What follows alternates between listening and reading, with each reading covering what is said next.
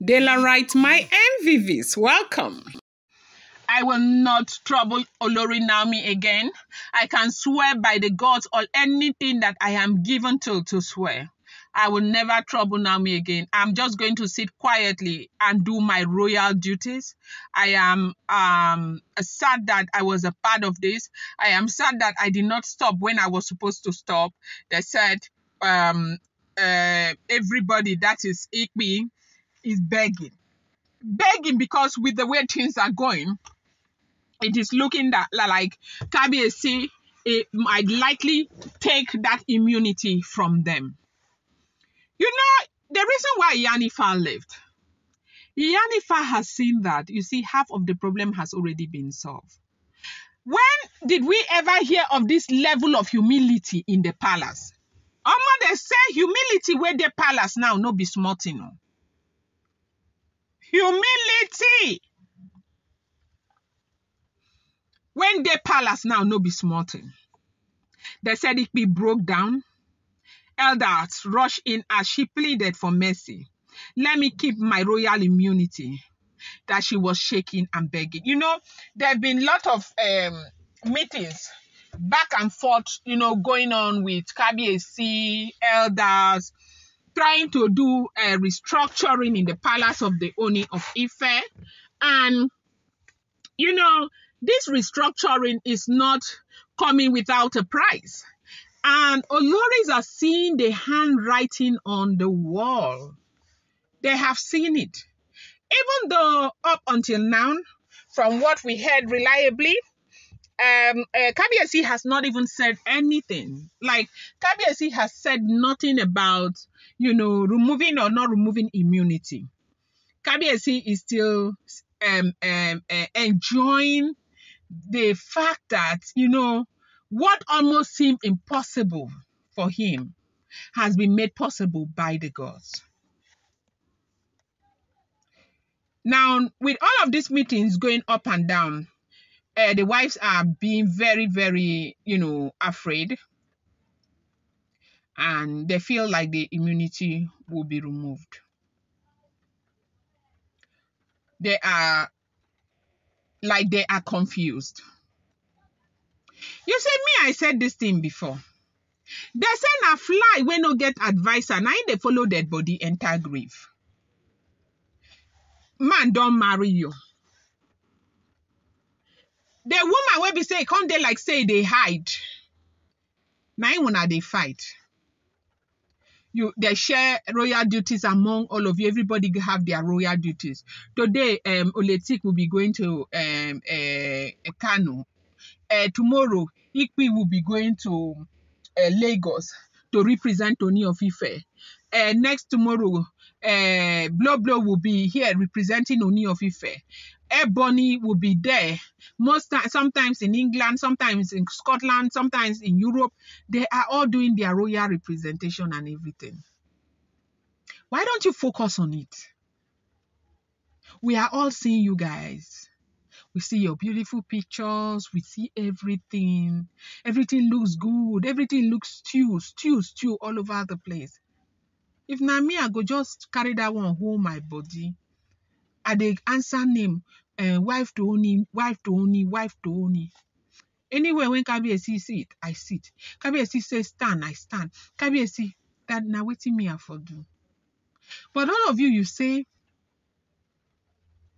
person when the gods won't kill, he go make go mad first. When I say na Naomi, when I won't fight. You guys cannot fight Naomi. They say the palace was usually quiet, not because of the fact that everything, you know, was well, but because something had shifted in the atmosphere. You could feel it in the air, in the way the palace maid walked without speaking, in the way the guards stood stiff and watchful, even the bed nesting along the ancient gates of the Gise royal compound seemed to sing most softly. By mid-morning, the silence broke, not with an announcement, but with the sudden cry of Igbi, not a scream of pain, but the heavy soul-shattering kind of cry that comes from fear and, you know, surrender. We all know Igbi. Igbi was once the most feared and calculated wives in the palace. They said, of course, you know how Igbi used to be until they come they clip her wings small, small, small, small, small. It was in the, royal residence she had just received news, not yet made public, that the Ooni of Ife was preparing to strip her of royal immunity. A silent but devastating move, and once that is done, every covering she had as an Olori would be gone. Her influence, her access, her voice in the council of palace women, and most importantly, her spiritual shield under the royal house. She reportedly clutched her wrapper to her chest, her head bore, bare, her body shaking, her guards and aides didn't know what to do. She fell to her knee right there on the polished marble floor beneath the carvings of Oduduwa. She started crying. They said she was crying, begging that elders should speak to Ooni of Ife. They said elders were immediately summoned, not to discipline her, but to calm her. When they arrived, she could barely speak, through the tears. But most of the elders who calmed her are elders. Most of them, they are Yoruba from through their paternal lineage and all of that from Kogi. They were calming her down.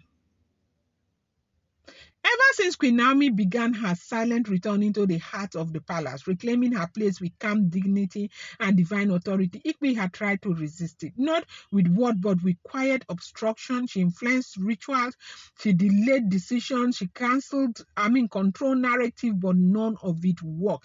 This one is not something I need to come here and tell you, if the information we have been getting is the truth, you and I, the wahala that these women have put Naomi through.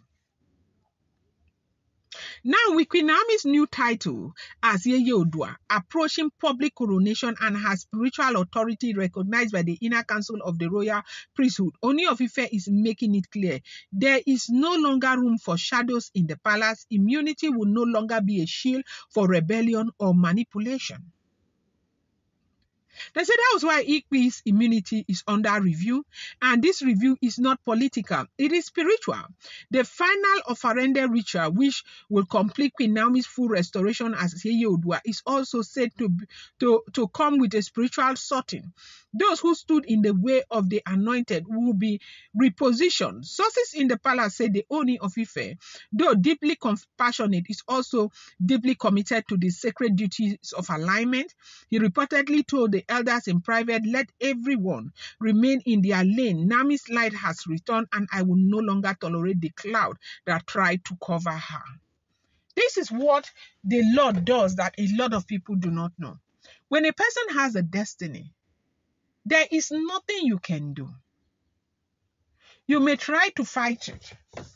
You may try to, dim it. But it's not much that you can do.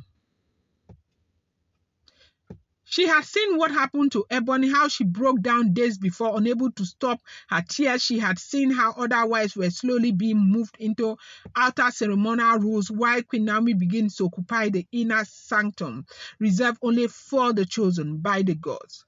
So as soon as the offerende ritual is done, everything will be exposed.